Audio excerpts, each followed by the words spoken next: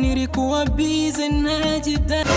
Vipi kidogo? Shwari kidogo, niambie. Kama kawaida. Kama kawaida. Mkeo yupo ndani? Eh? Mkeo yupo? Yupo kidogo. Vipi kwani kidogo? Nilikuwa na shida na mkeo kidogo. Mke wangu mimi hayupo kidogo. Asa yupo nani ndani huko? Yupo mama yako kidogo.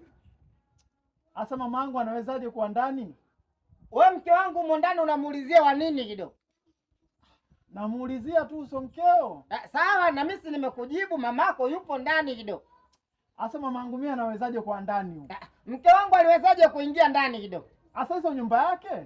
Na mama yako anaweza kama mama wala yake kidogo. Ndio mko amekuulizia wake za watu kidogo. Hizo kidogo hizo hapo dharau sasa. Wewe unanipokea kidogo. Hamna mwanangu, mimi sikupokei. Kama unataka kunipiga nipige kidogo. Ila ukiniua na mimi nakurudishia kidogo. Nipige kidogo. Sema nini mwanangu, wewe umezingua. Au sio? Umezingua. Sawa kidogo. Mkilogwa wao wachawi wakorofi kidogo. Wewe unamuulizaje mke wa mtu nyumbani kwake kidogo? Huyu mwanangu huyu shoti kabisa huyu. Tena usinite mwanao, wewe nani, mama au bibi kidogo? Oh my God.